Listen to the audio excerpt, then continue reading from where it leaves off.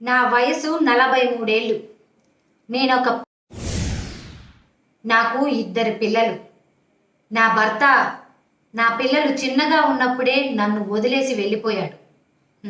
అప్పటి నుంచి ఎంతో కష్టపడి పెంచి పెద్ద చేసి నా పిల్లల్ని మంచి ప్రయోజకుల్ని చేశాను. మగాళ్ళలాగా బ్రతికాను, మగాళ్ళలాగా బ్రతుకుతున్నాను. మగాడు లేకపోతే ఆడదానికి బ్రతుకే లేదు అని చెప్పమాకమ్మా. అమ్మా మీరు నేను మీ వీడియోలు చూశానమ్మా. మీ వీడియోలన్నీ ఏడుపు కొట్టు వీడియోలే. ప్రతి వీడియోలోనే మీరు ఏడుస్తున్నారు. ఇప్పుడు మీరు ఎంత కష్టపడి మీ బిడ్డల్ని పెంచారు. అసలు అంటే మీరు ఎంతో ధైర్యంగా ఒక మగాళ్ళలాగా బ్రతుకుతున్నారు.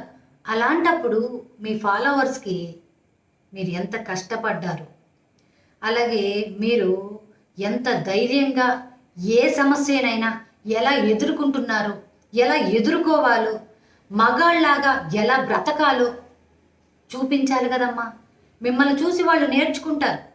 ఇప్పుడు మీ ఫాలోవర్స్ మీ వీడియోలు చూస్తే ధైర్యం కోల్పోతారా, ధైర్యం తెచ్చుకుంటారమ్మా? ప్రతి వీడియోలో ఏడుపు. ఆ ఏడుపు చూసి మిమ్మల్ని చూసి వాళ్ళు కూడా బాధపడతారు. వాళ్ళ బ్రతుకులు కూడా అలాగే ఉండుంటే వాళ్ళు కూడా అలాగే ఏడుస్తారమ్మా.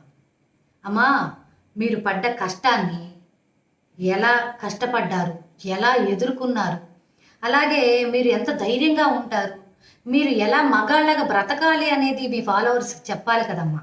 అలా చెప్తేనే కదా మిమ్మల్ని చూసి ఇంకా కొంతమంది ముందుకొచ్చి ఇంకొకళ్ళకి చెప్పేలాగా ఉంటారు. అమ్మా, నేను మగాడు లేకపోతే ఆడదానికి బ్రతుకే లేదు అని చెప్పడం లేదమ్మా. మగాడు లేకుండా ఆడది బ్రతకొద్దు అని చెప్తున్నా. లేకపోతే మీలాగా వెళ్ళిన వాళ్ళ జ్ఞాపకాలతో ఎలాంటి సుఖం లేకుండా, సంతోషం లేకుండా, కళ్ళల్లో నీళ్ళు, కడుపులో బాధ, కష్టపడుతూ బ్రతకాల్సి వస్తుందేమోనని మగాడు లేకుండా బ్రతకొద్దు అని చెప్తున్నానమ్మా. అర్థం చేసుకుంటారు అనుకుంటున్నాను. ఫాలోవర్స్, అసలు ఈ మేడం గారికి చెప్పనవసరం లేదు, చాలా ధైర్యవంతురాలు. కానీ మేడం గారు క్వశ్చన్ అడిగింది, నేను ఆన్సర్ చెప్పాలనుకున్నాను. మేడం గారు తప్పుగా మాత్రం అనుకోకండి. ఎందుకంటే అంటే ఇలాంటి ఫీలింగ్తో చాలామంది ఉంటారు కాబట్టి అందువల్ల నేను చెప్పాల్సి వచ్చింది. ఇకనైనా మీరు మంచి వీడియోస్ చేస్తారు. ఇకనైనా ఆ ఏడుపు అనేది పక్కన పెట్టేసి ధైర్యంగా ఎదుటి వాళ్ళకి ధైర్యాన్ని నింపుతారు అని చెప్పి అని ఆశిస్తూ నేను వీడియో చేస్తున్నాను. బాధలు అనేది ప్రతి ఒక్కరికి ఉంటాయి మేడం. నేను ఆల్రెడీ చాలా చాలా బాధలు పడున్నాను.